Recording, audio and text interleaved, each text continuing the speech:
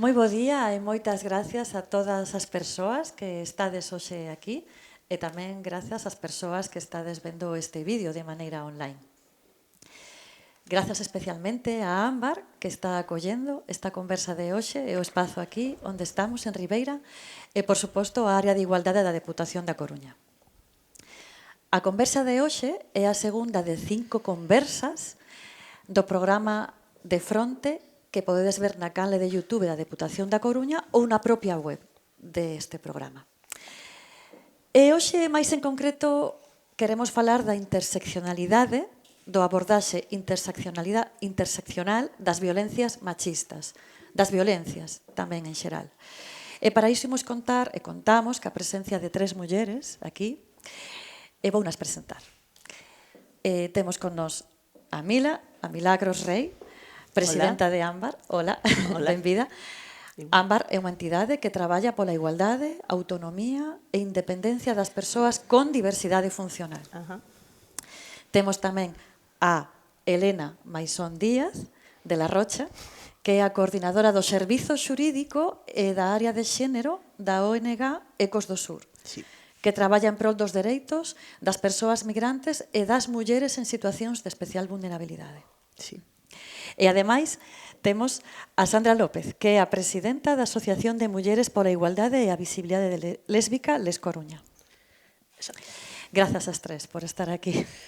Eu son Guadalupe Rúa, e son psicóloga social e psicóloga sanitaria, e hoxe vou moderar esta conversa na que agardamos que nos acheguedes os vosos contextos e espacios de traballos para que nos iluminedes e ampliar tamén a mirada, non, con este enfoque interseccional. Eu lanzaría algunhas preguntas. A idea é que falemos con fluidez, non? Pode ser que teña que acotar os tempos, interrumpir un pouquiño, pero, bueno, seguramente todo sairá ben. Imos empezar esta conversa explicando de xeito moi sinxelo o que é o enfoque interseccional, non? Esta palabra que parece difícil de pronunciar e que o é.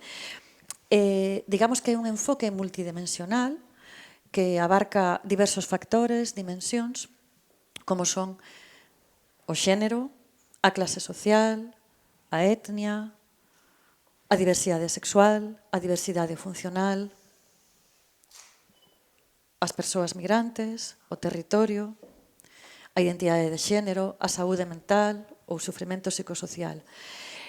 E, claro, todos estes factores poden formar un entretexido e forman, non, un entramado que van xerando interseccións e que multiplican o risco de vulnerabilidade, non, fronte ás violencias e ás discriminacións.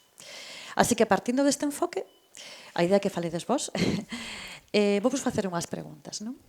A primeira que vos quero facer é se considerades que existen formas específicas de violencia sobre mulleres con discapacidade, con diversidade funcional, do colectivo de mulleres lesbianas ou bisexuais ou mulleres migrantes.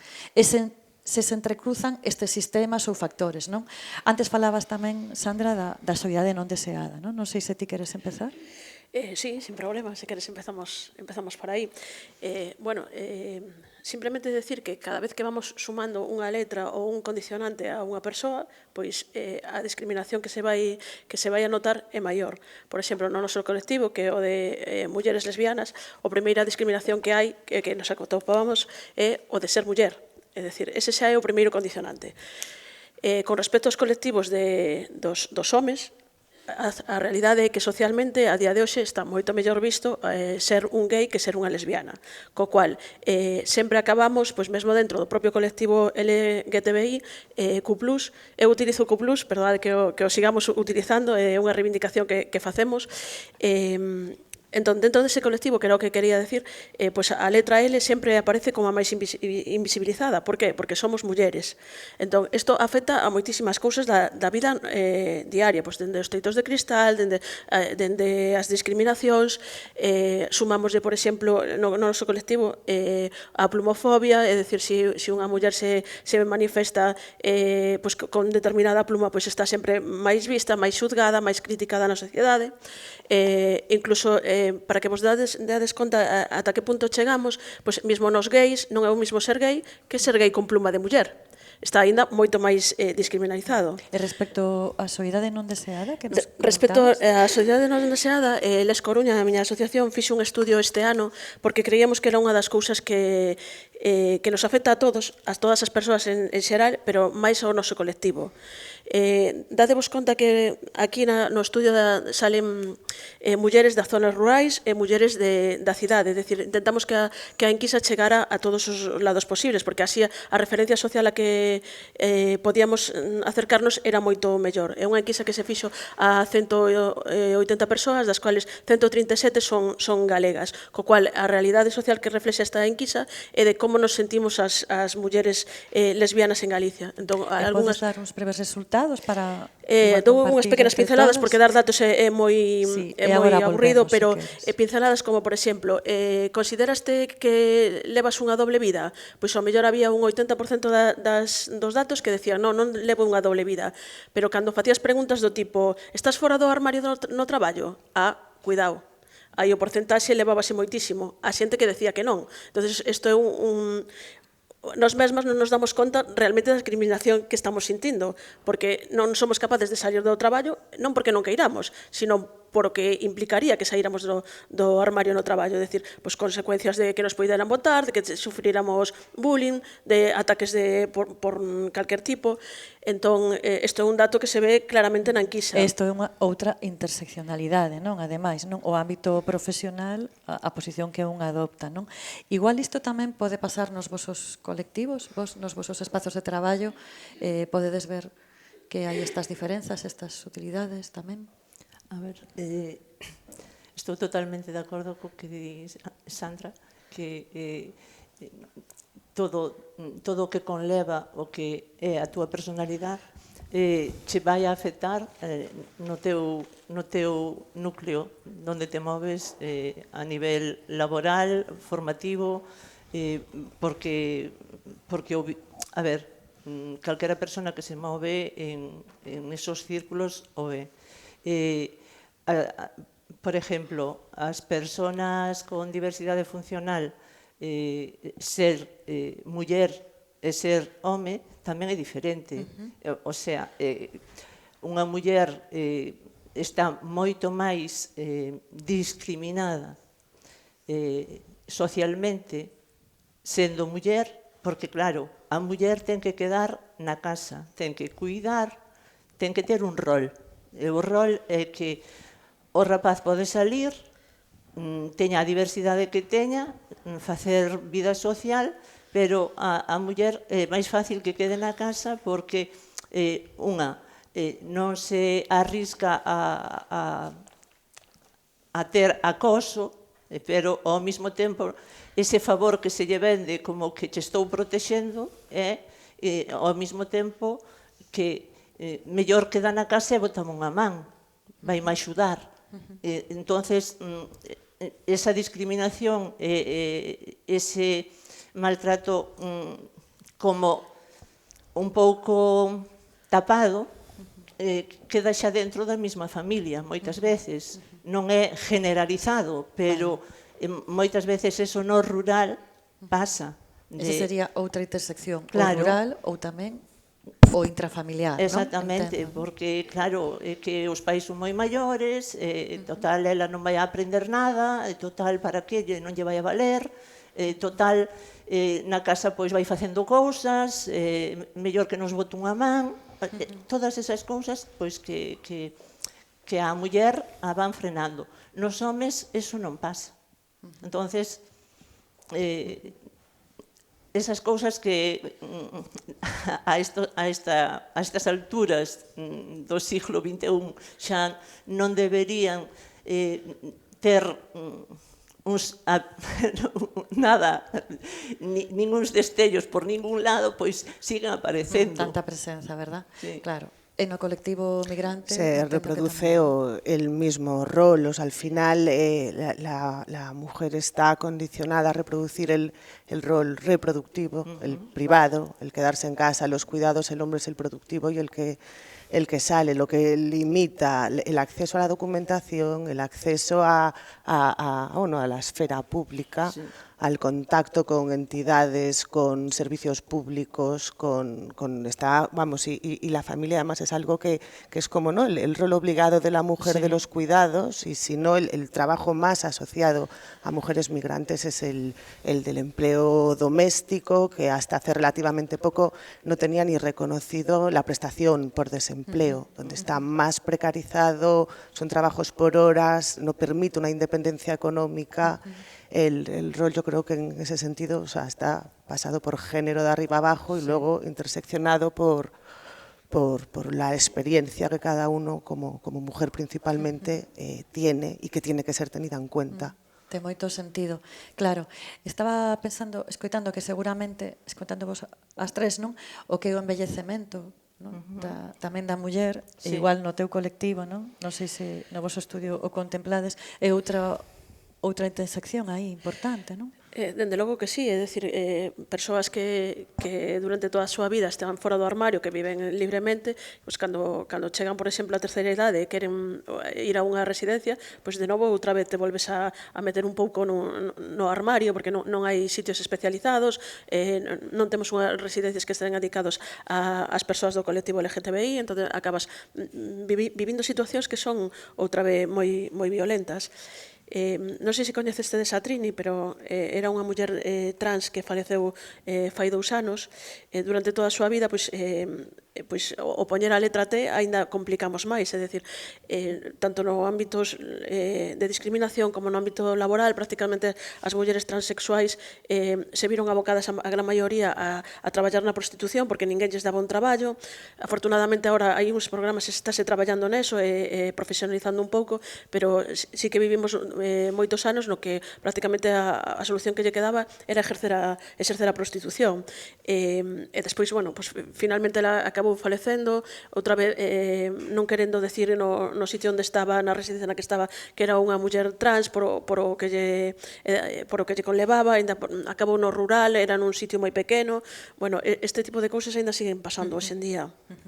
Vale. Queda moito que traballar aí. Sí. Tedes contemplado no vosso estudio o da soidade o envellecemento ou non o tedes contemplado? Non especificamente como tal o envellecemento, sí que hai mulleres maiores que contestaron a isto, entonces pues, sí aparece no que son, pues, que se sinte soa, como se sinte, nese sentido sí, pero non especificamente o concepto de persoa maior. Porque a soidade en todos os colectivos, non? Verdadeiramente. É tanto.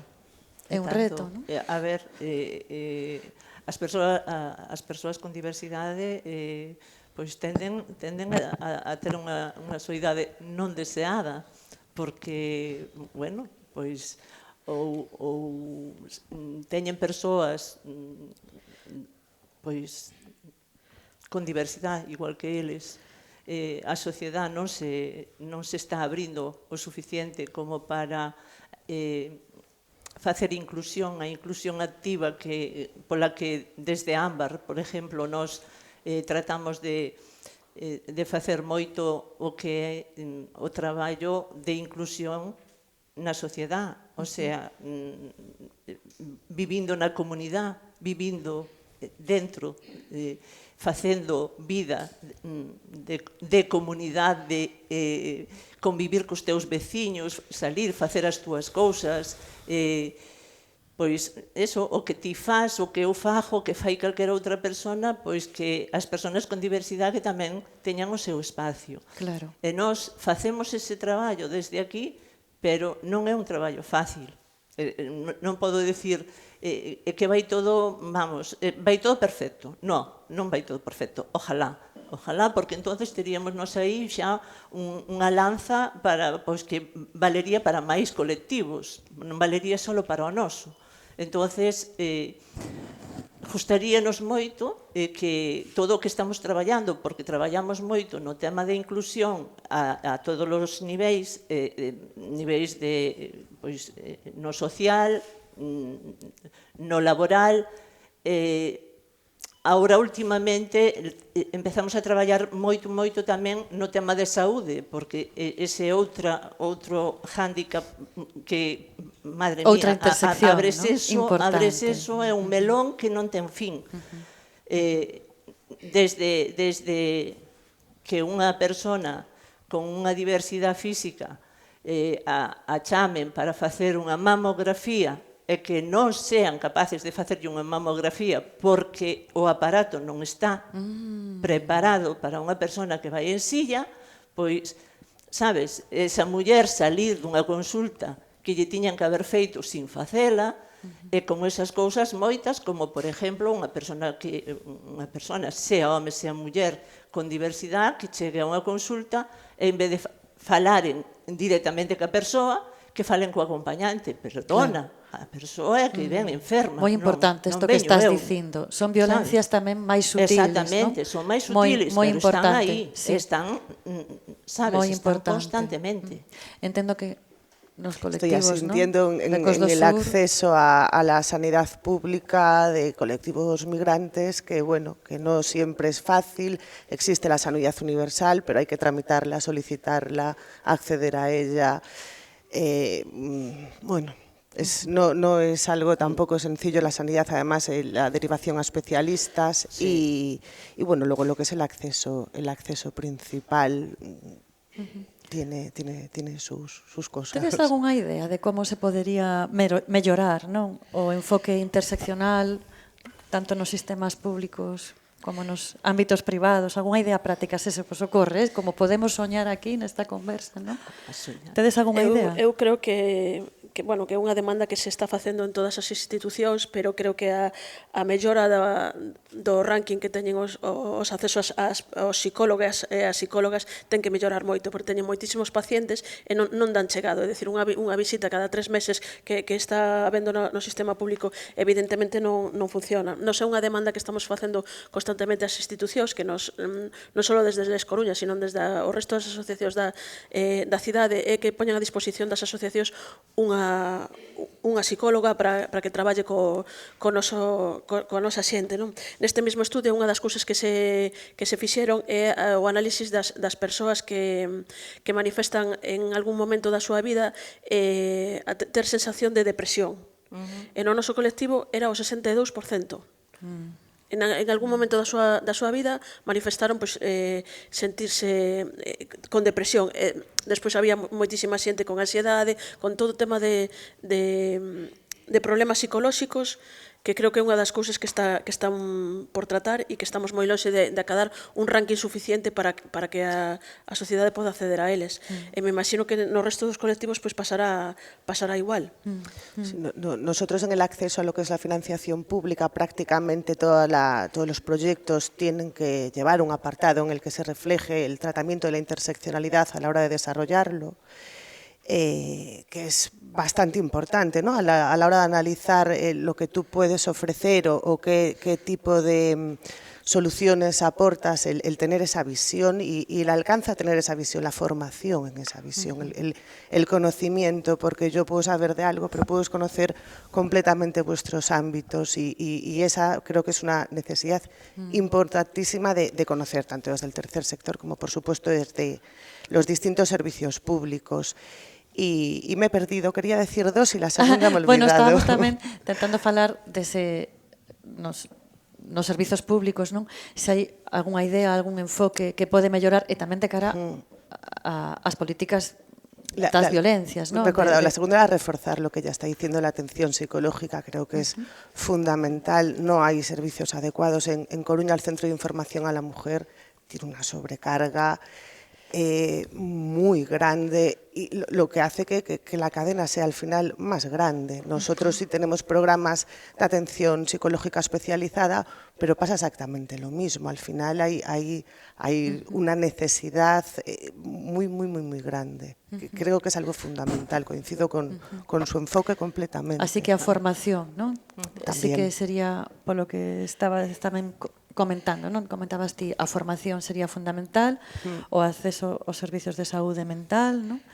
Formación no enfoque interseccional, sí. Claro. Ti, Mila, non sei se queres engadir algo e tamén que teña relación cas violencias, non? Ca violencia machista. A ver, eu continuando no que din elas de o apoio psicolóxico que é fundamental en todos os campos dos que estamos falando hoxe, ademais de ser fundamental, é moi é moi básico, o que se está aportando moi básico.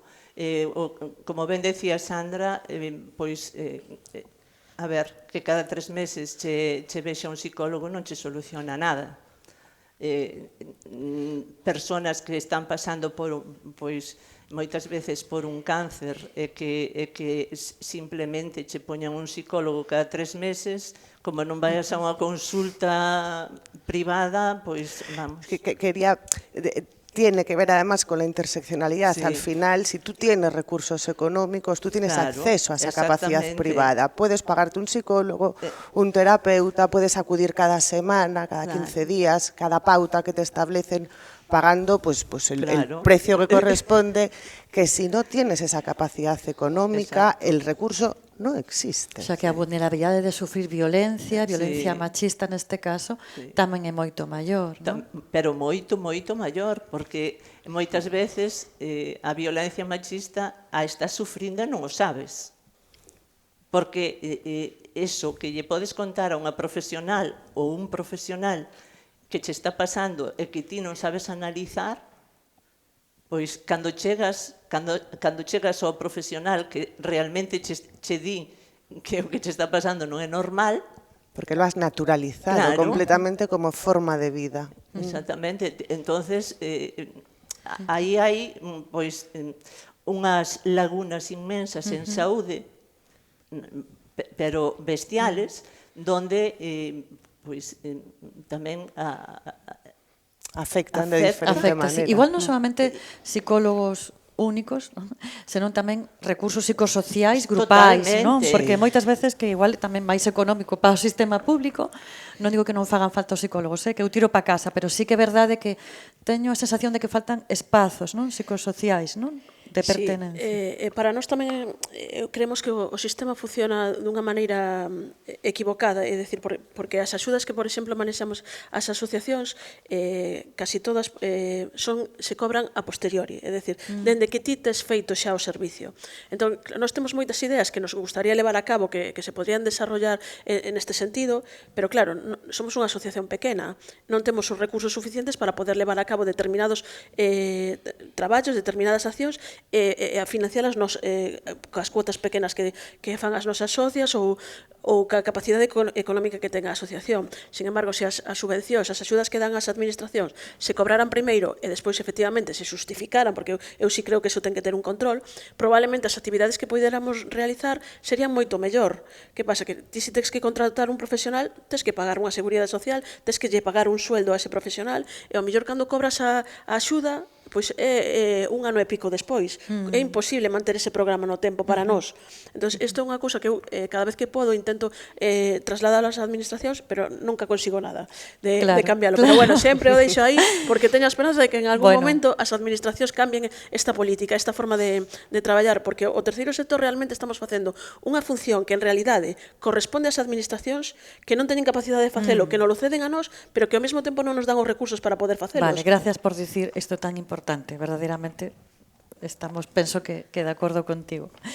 Imos facer unha pausa, se vos parece, non? Agora mesmo nesta conversa de fronte.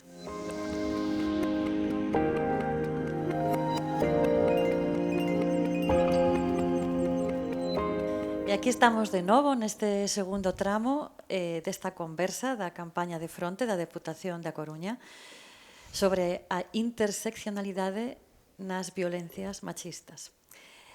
E imos seguir, non? Estábamos aquí cun debate bastante interesante. Vos sodes pesimistas ou optimistas respecto a que se teña en conta este enfoque interseccional nos espazos públicos, sociais, privados, educativos, deportivos, culturais? Bueno, penso que si estamos nunha asociación temos que ser sempre positivas porque estamos aquí de forma voluntaria intentando, pois, de alguna maneira cambiar as cousas. Entón, temos que sempre aportar ese punto de vista positivo, de pensar que dende dentro, dende o terceiro sector, que formamos parte nós, que podemos intentar cambiar as cousas. Entón, vamos a dar ese enfoque positivo. Entón, falando un pouco así do tema este que estamos tratando sobre... Queríamos facer unha reflexión sobre como nos afectan os machismos a día de hoxe. Por exemplo, exemplo, nós creamos un coro LGTBI. Bueno, pues, o coro é creado por Les Coruño, que é unha asociación de mulleres lésbicas. Bueno, costanos tanto sair á rúa, sair á realidade, que a maioría das persoas que forman parte do coro son homes gays. E está creado por unha asociación de mulleres e de lesbianas. Pois non somos capaces de sair, non costanos sair. O sea, ese coro, claro, evidentemente, sai á rúa con unha etiqueta, que é o coro de Les Coruña, entón, se formas parte del, pois a maioría das persoas que forman parte del, pois son do colectivo LGTBI, e sobre todo mulleres. Debería ser así, pois non. A maioría dos que se apuntan son homes que queren isto. Nos creamos isto como un espacio de seguridade. É dicir, a idea inicial de crear isto, como todos os actos os eventos que facemos, é crear un espacio de seguridade para mulleres lesbianas que poidan acudir, que se sintan cómodas, pois ata nos nosos espacios nos veñen eles. Isto creo que non sei se a vos pasa tamén, pero para nós é unha realidade. A ver, nós, lle estaba comentando antes a Elena, así neste pequeno corte, nós tamén temos un grupo creado de artes escénicas que se chama Elas, o sea, o nombre xo di todo, son todo elas. O que generan, pois, é iso, unha sinerxia de fortaleza para comunicarse co exterior, pois son todo mulleres. Con que motivo? Con motivo precisamente de aprender a expresarse moitas veces o que sinten, a rabia, o medo, as inseguridades, todo o que sinten, moitas veces que non o poden ou non saben interpretalo falando, pero sí con expresión corporal. Hace solo 20 años que se crean los juzgados especializados de violencia contra la mujer. 20, no tienen tantos. Y 30 o poco más de que se acuña el término interseccionalidad. Claro. Tenemos que ser positivas. Ahora hay una mujer que ve una ventana desde el rural que se puede ver a través de Internet y sentirse identificada con lo que le está sucediendo. Exactamente. Y aunque falta muchísimo, sí, yo igual, o sea, hay que ser optimista, saber que el camino pasa por seguir y seguir y seguir y seguir y seguir.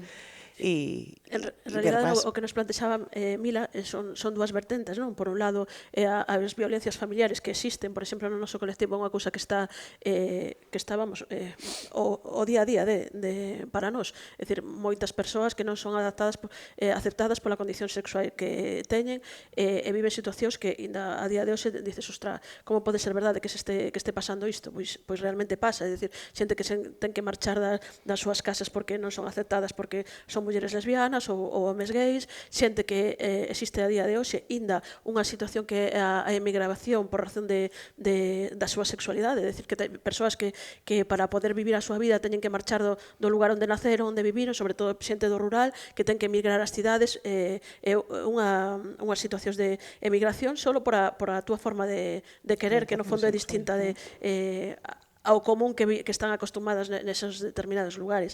Entón, isto evidentemente é unha violencia familiar, é dicir, síguense escoitando frases como prefiro ter un fillo, pois non sei, drogadicto que maricón. Pois esas frases a día de hoxe síguense escoitando, non están fora do noso argumentario. Porque hai unha gran influencia, non? Dos clichés, dos presuizos, non? Das etiquetas, non? Colectivos, non? E credes que están influindo os discursos de odio, estes clichés? Todavía no hay concepto social de que la prostitución es violencia. Exacto. No lo hay. Y hay un colectivo empobrecido, mayormente migrante, abocado a ejercer la prostitución, y no hay el concepto de violencia. No lo hay. Hay un consentimiento social hacia la prostitución que todavía no está asociada a violencia sobre las mujeres y sobre migración, además. E ademais falase moito do factor sindémico na prostitución, non? De todas as enfermidades tamén, as ETS, non? Sí. Incluso o VIH que antes mencionábamos no descanso, non? Sí. É dicir que hai aí unha interseccionalidade brutal, non? Brutal. Neste caso, non? La soledad, la exclusión, el estigma de la vergüenza que llevan muchísimas mujeres empobrecidas, que no es lo que se intenta ¿no? Vender de esa libertad de elección. La libertad de elección cuando está sesgada por economía no es real, no es una libertad. Y no hay todavía una asociación al concepto de violencia sobre mujer. Ainda así somos optimistas. Sí. Somos activistas. É que o problema é que levamos vivindo moitísimos anos nun sistema que é patriarcal. E que todas estas cousas das que estamos falando proveñen de aí, do sistema patriarcal no que vivimos. E despois hai unha das cousas nas que sí que creo que é moi importante traballar é no sistema educacional, é dicir, dende o principio, dende as escolas, na clase de educación que lle damos as xeracións que van a vir por detrás, é moi importante que esas xeracións se acostumen a vivir na diversidade. É dicir, porque cambiar o que ven de atrás é moi complicado. Educar o que tes por encima é moi complicado, principalmente porque non queren ser educados. Es un privilegio al que tienen que renunciar a ese privilegio. Y reconocerlo, primero reconocerlo.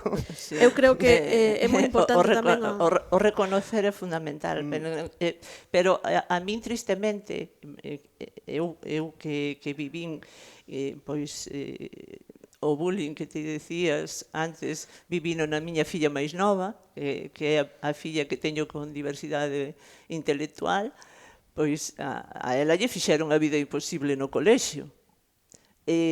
Tanto é que se tiña amigos, os malotes da clase tiñan que ir hasta que deixaban sola, sabes?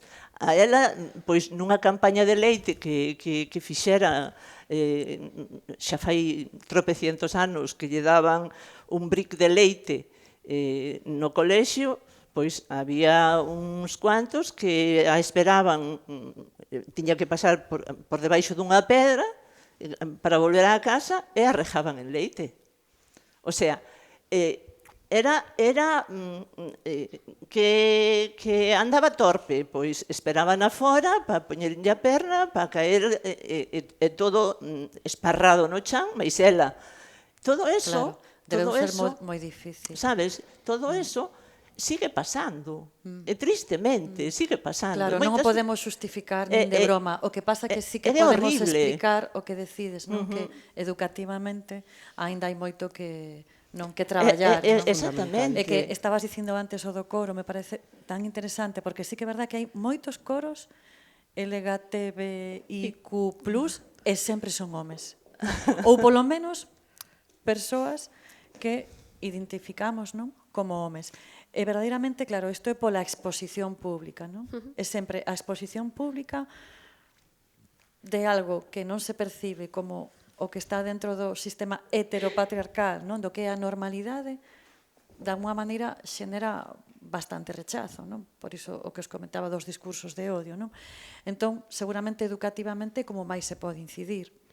Vos facedes neste sentido algún traballo educativo ou estades implicadas nos vosos colectivos, nos vosos espazos de traballo nalgúna iniciativa neste sentido?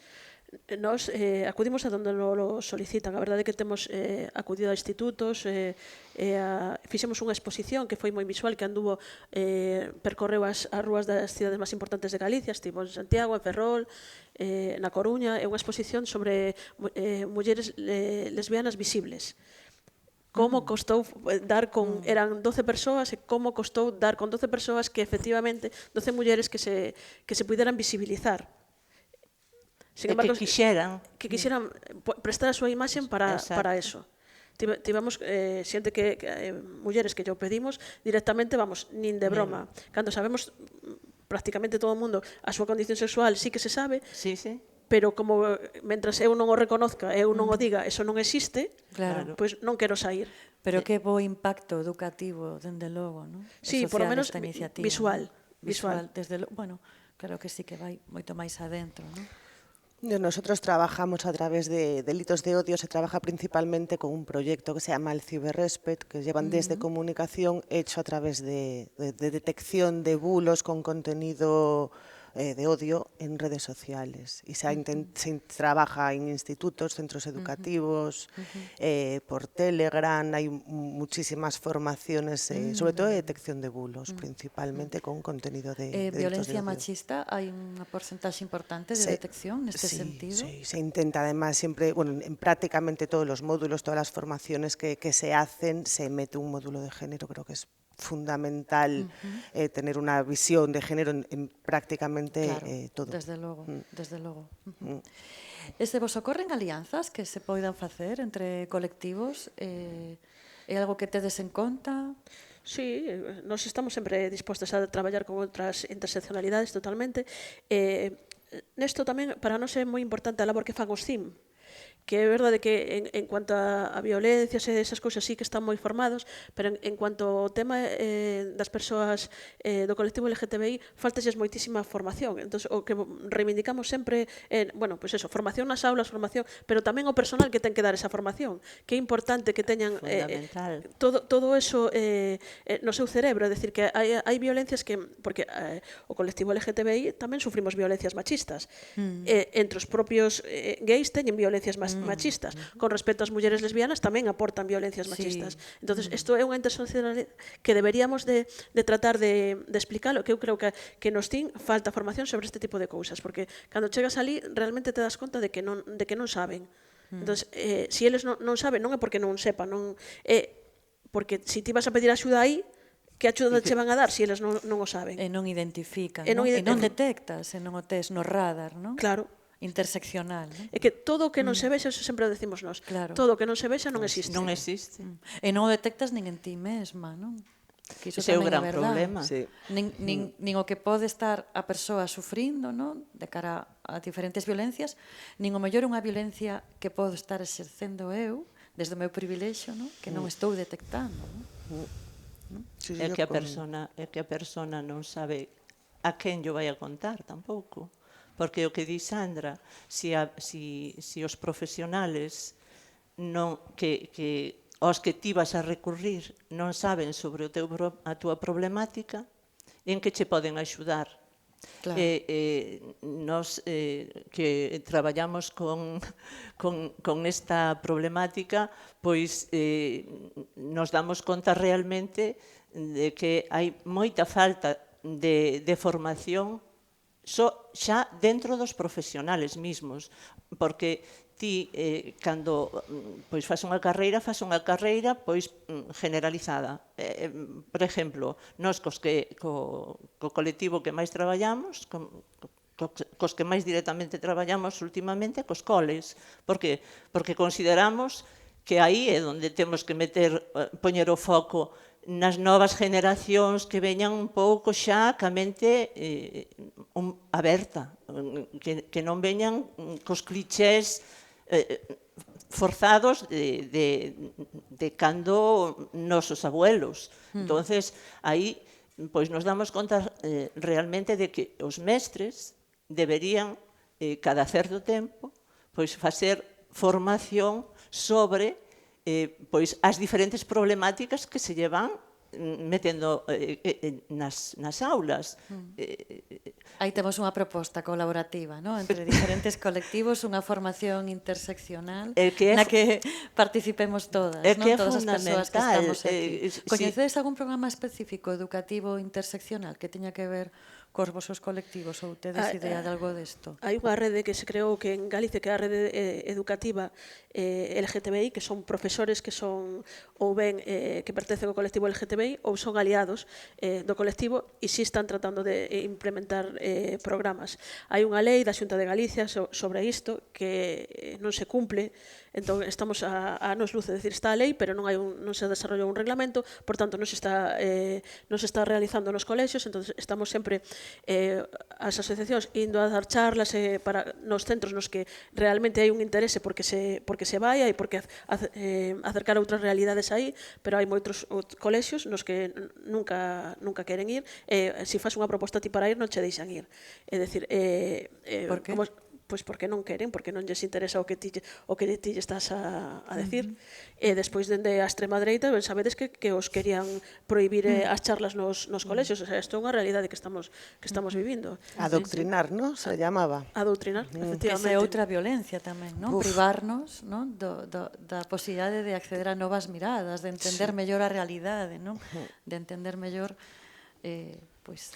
Yo, por continuar con lo que es la Sí. formación, no solamente en las escuelas, yo creo que en todos los ámbitos. En el ámbito judicial ya hay muchísimas campañas de formación a jueces, bueno, a judicatura, lo que es en género, pero en absolutamente todos los ámbitos públicos debe de haber una formación que de alguna manera sea relevante, sobre todo para las personas que ya están trabajando ahí, ¿no? Yo me pongo en el ejemplo o en la casuística de una mujer migrada, irregular, con poco conocimiento del castellano porque lleva pues, relativamente poco tiempo en España o ha estado criando a sus hijos en el ámbito doméstico y no ha tenido opción de sociabilizar ni de salir a la calle. ¿Cómo pone una denuncia? ¿A dónde acude? La van a entender, le van a poner un intérprete, la van a acompañar, sale de su casa con su menor, ¿a dónde va si no tiene recursos? ¿Existe una vivienda especializada? ¿Hay plaza en esa vivienda especializada? ¿Puede acceder si no tiene un permiso de residencia solo con pasaporte porque está en situación administrativa irregular? Ha habido un trabajo previo sobre la conciencia de que está siendo víctima, o sea, el empoderamiento o está poniendo una denuncia porque alguien le ha dicho que sí denuncia, porque luego viene lo que es la desgracia de la culpa, ¿no? La culpabilidad de yo he puesto una denuncia y él se queda sin papeles, se queda sin poder trabajar, se queda, Entonces hay una necesidad formativa de todas las administraciones públicas en materia de género y desde luego que yo hablo de inmigración, pero entiendo que os sentís reflejadas en vuestro ámbito, en vuestro campo de la necesidad de una interseccionalidad al hablar de género. Es primordial en cualquier administración pública. A los menores, ¿no? Las generaciones que nos siguen, pues verán todo más desarrollado y tendrán que seguir el camino como nosotros, el de los que nos han precedido. Sí.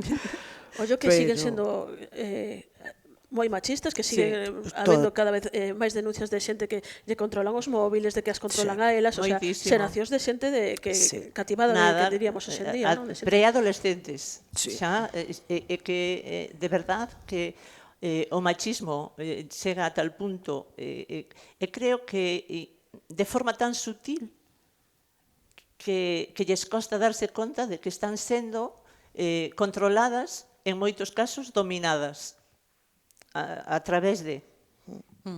Todo isto abría un debate interesantísimo sobre a tecnoloxía, o digital, todo este bombardeo, non? O que se ven expostas as persoas pequeniñas, non? Sí, sí. As cativas, as adolescentes, non? Supoño que aí hai unha vulnerabilidade manifesta, sobre todo de cara ás violencias machistas tamén, non? Cando entro en Instagram, que levo solamente 4 meses, non? E vexo, non, esas imaxenes. Ese é un caldo de O que cultivo, o algoritmo, sen coñecerme, me xuxire con fotos e vídeos, digo, isto, non? Como se eu fose un home branco a que seguramente me gustan as mulleres dun...